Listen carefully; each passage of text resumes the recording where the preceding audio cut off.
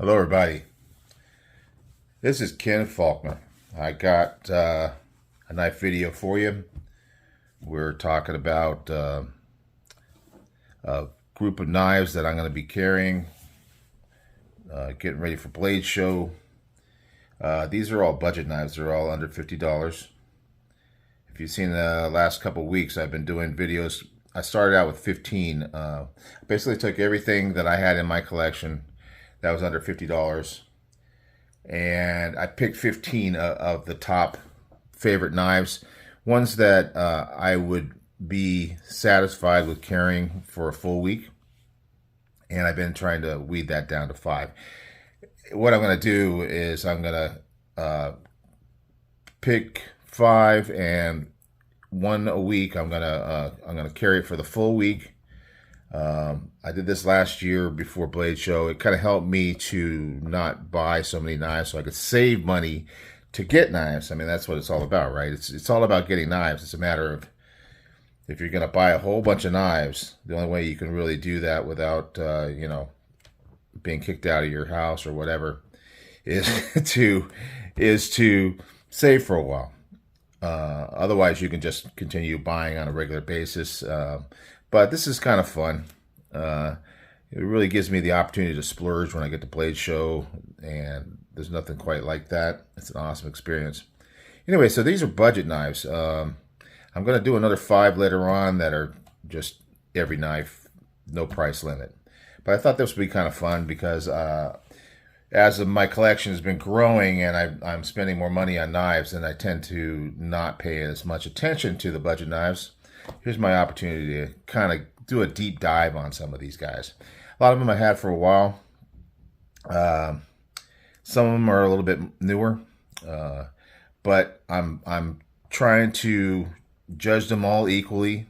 Some of them are longtime favorites, and it's definitely hard to not give them preferential treatment. I'll talk about that a little bit later. So this week, since I'm down to 10 now, I decided to kind of break it down into groups of 2. And what I do is I'll take these 2 knives and I'll carry one. I'll carry them both. And I will, throughout the day, I will be trying different things, doing different cutting or whatever that I do with knives. Flicking them open and closed, looking at them, just thinking about all the things about them that I like about knives. And so we're going to talk about it today in that fashion. I'm going to move these guys out of the way and get down to the first 2 that I carried earlier in the week. Basically, I broke them up based on commonality. These both have the finger hole type opening. So they both have that great action I really like. This is a very popular thing for me, is that finger flick. They both have really good action. These are kind of close in my mind, and this KU122 has been very popular with me over the years. Since it's one of my earlier ones that I purchased as I started to really get back into collecting knives on a more serious basis. Whereas the Morale was one that I just got fairly recently, within the last few months. So it's kind of hard to judge them fairly. But carrying them, holding them side by side, it was a little bit easier to decide which one I wanted to choose. They both have great G10. The gripping on them is really good. They both have good pocket clips. They both work well. This one's more of a milled titanium style, whereas this one's that folded over metal type. But they both work really well. The KU122 is a little more deep carry. I'm not too particular about that, and I kind of do like to have a little bit sticking out of the pocket myself, just for gripping and being able to pull it out. I love this spear kind of point, very sharp and pointy. But I like this slicer grind as well. This is really good. Both of them are pretty decent stock, pretty close to the same. The KU122 seems a little slicier, a little thinner behind the edge. It's got that Spyderco vibe to it, where it's just flat all the way down the blade. It really comes down to a nice thin behind the edge, whereas this one's a little bit more robust. So it's very similar in a lot of ways. One of the big differences between these two is the weight. Although they don't feel so much different this way, when it comes down to the action, this one feels like kind of like a heavier blade, the way that it swings out with more authority. Maybe the detent's a little bit stronger on it.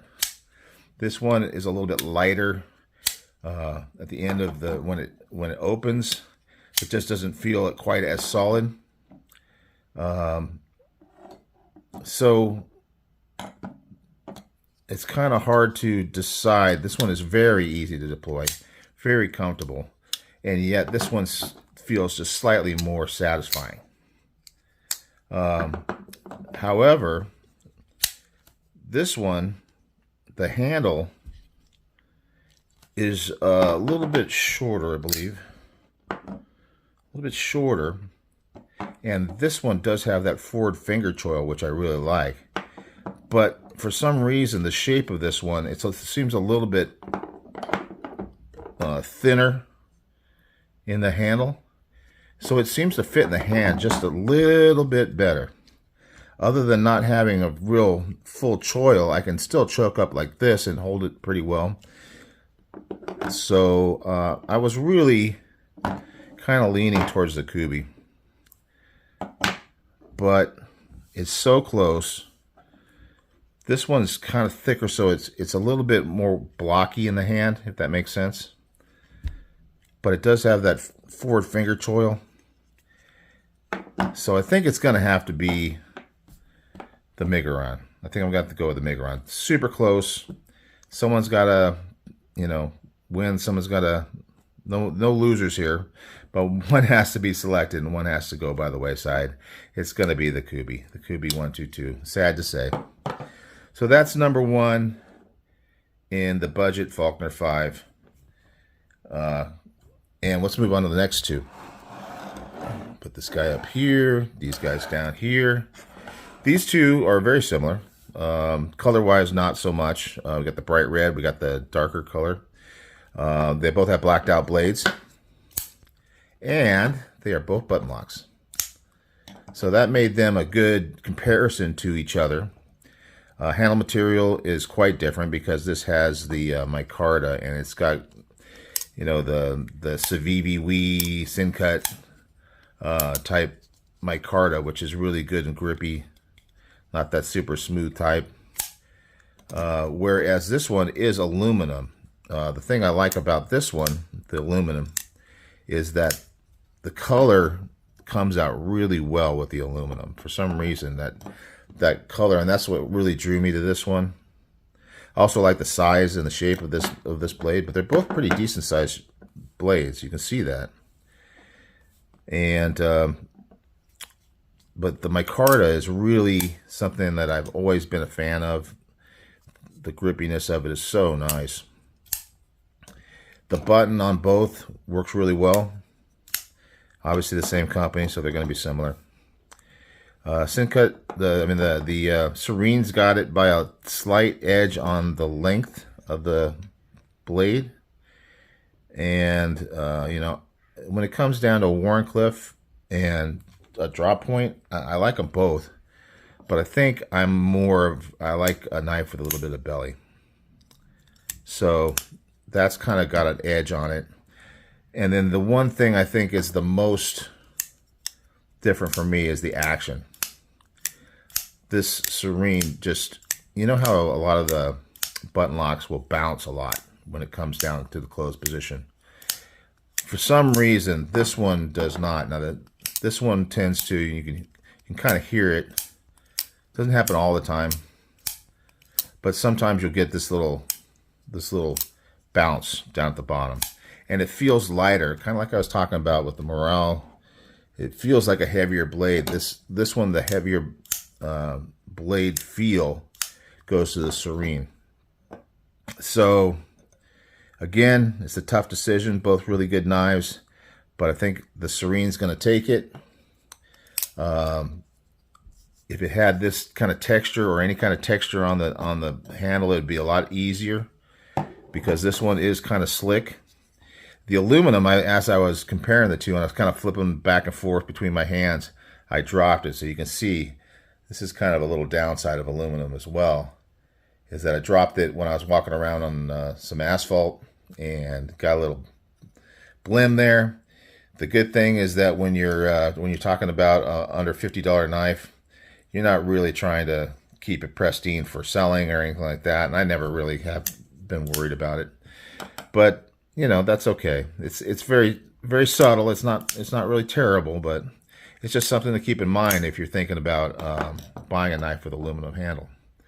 So there's number 2. Moving on to the next 2. Now these are 2 different brands. We got the Penguin and we got the Feldspar. These are very different blade shapes. Again, we got the Wharncliffe in the belly, so you know kind of where I go with that. I've had both of these for quite some time. The Feldspar maybe a little bit longer. It is a little bit bigger blade, so that kind of gives it a bit of an edge on these two. They both have a micarta handle, but this micarta from QSP is the slick kind. It really looks like it's got texture, but there's really not a whole lot of texture there. I mean, it's not like the Serene where it's just sliding around in your hand. It's not that slick, but it is in that direction, especially because it's micarta. You would think it would have more. Whereas the CJRB really has great texture. This is like the ultimate micarta feel for me. It's got a good shape to the handle, where this is a little bit more just kind of straight lines. This one actually gives you a little place for your hand to sink in. A little bit of finger choil here, where there's a good sharpening choil, but not so much of a finger choil with the Penguin. The Penguin is a great EDC knife, utility cutting, utility knife. What a lot of people like in the size of a blade is something this size, but for me, I'm more of a larger size. The action on the two, I think the Feldspar's got it. So even though these two were picked to go back to back, as much as I love the Penguin, I think it's got washers in there, like a Teflon washer, so it's not quite as smooth in action. It works great. There's nothing wrong with it, but it just, when you're comparing the two, the Feldspar just drops better, feels better in the action. So it's going to be the Feldspar. So that is number 3 of the 5, and the Penguin is going to the side. Moving on. I got some bigger ones. That's how these guys got put together. You can see that these are larger size knives. The Roach, that was one of the main reasons why I wanted to get the Roach originally. It is just a really great beast of a blade. I mean, it feels good in the hand, that forward finger choil, and just this curvature is really nice. This also has excellent micarta, and that curvature really locks you in, especially in this choked up type position. In the back here, kind of, if you want to do this chopping, you get that little kukri kind of feel to the handle to try to do little chops, although it's not really meant to be a chopper. One downside is that the only deployment is the flipper, where all these other ones have either a thumb stud or a thumb hole. This one is you're pretty much got that one flipper, and I'm okay with a flipper, but it's not my favorite, especially when it comes to fidgeting with a knife, which is part of my knife life, is fidgeting. Now, the Beluga from Petrified Fish, that guy has a front flipper. And when I first got it, I was not great with the front flipper. It was a little bit hard to deal with. But as now I've gotten more used to doing a front flipper, this one is fairly easy to actuate, either that way or the index finger. Don't think I can do this one. Yeah, maybe, kind of, not really. I never have been that great with the over the top. So, but that's not, because you have to do so much movement, it's not really quite as fidgety to me. But I like to be able to, I got the fuller here, and I got the front flipper. So there's two different cool fidgety ways to deploy this knife.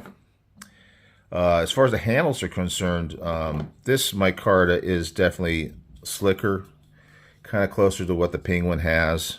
A little more texture, a little bit more, but still not this really great micarta texture. This one has got that neutral handle as well, kind of like the Penguin. So it doesn't quite feel as good in the hand as the Roach does. So yeah, this also has that kind of Spyderco leaf shape to it, which I really like. But what it came down to with these two is really the fidget and the action. This one drops really well, opens really well, whereas in this case, this one's more like the Penguin, and the drop is not, you kind of have to shake it down, and it kind of messes with the fidget, and you only have the back flipper anyway. So both great knives again, but one's got to be selected. So here we go. Unfortunately, the Kaiser Roach is being put to the side, and the Beluga, full-size Beluga, there is a smaller version that some people like. I like the bigger knives. This is a great size for me. The Beluga is going into the 5. Now, all of these had some good competitors to go neck and neck with. As far as these last two, I mean, it's just, they're just too different. You really can't go side to side and say, you know, you can't compare these like apples and apples. It's a huge difference. So basically what this comes down to is that this guy here, as much as I love it, is super heavy. I love to carry this on the weekends, on a Friday when I'm wearing jeans, but I work in an office, so normally I'm wearing like slacks, and this is just a bit much for that. Otherwise, I love this knife so much, as I love all these knives. But the Backlash is one of my early buys, and I just have really been impressed with this one the whole time. It's got a great hollow, really nice hollow. I love the blade shape with the drop point. Great jimping here. I mean, it is just a great knife. It's kind of a carbon fiber, so it's slick, but just the way it's got the chamfers on it and everything, and the shape of the handle. You got this little area here. It doesn't feel like it's sliding in and out of your hand. I never really had any problem with dropping this knife or having to hold it. So I really have always liked this knife. It's unfortunate, I think, that they stopped producing these, because it's such a great knife. I would love to see this in more of a premium version, because I'm such a fan of the Backlash. It's kind of like the KU122. I mean, I've been a super fan of this one, and I would love to see a premium version of that too. Unfortunately, this didn't make the cut, whereas the Backlash is gonna take it. For this 5 type of selection, the proponent's gonna have to go to the side. I can't get over the fact that this is a $50 knife, though. It's just unbelievable. It really is unbelievable. I'd highly recommend any of these knives, but that if you like big knives, that's excellent in the budget category. So here we go, guys. We got the 5. So starting this week, I'm gonna be picking one of these guys to carry, and then at the end of the week, I'll do a video You know, I'll say how it went. At the end of the week, I'll take it apart, clean it up, sharpen it up. You know, so if it gets dull or anything during the week, we'll see how well it sharpens and whatnot. And we'll be talking about it. I'll be carrying other knives as well. I always carry 2 to 3 knives every day. So, but I'm really going to be kind of looking at these guys closely and giving you my feeling on it over a longer period of time. So that's it. Faulkner 5 budget. 5 weeks from now, we'll start looking at the other Faulkner 5 and be kind of getting ourselves ready. By the time this is all over with, it should be time for Blade Show. If they ever put those tickets on sale. That's driving me crazy. Anyway, guys, thanks a lot for watching, and I will see you on the next one.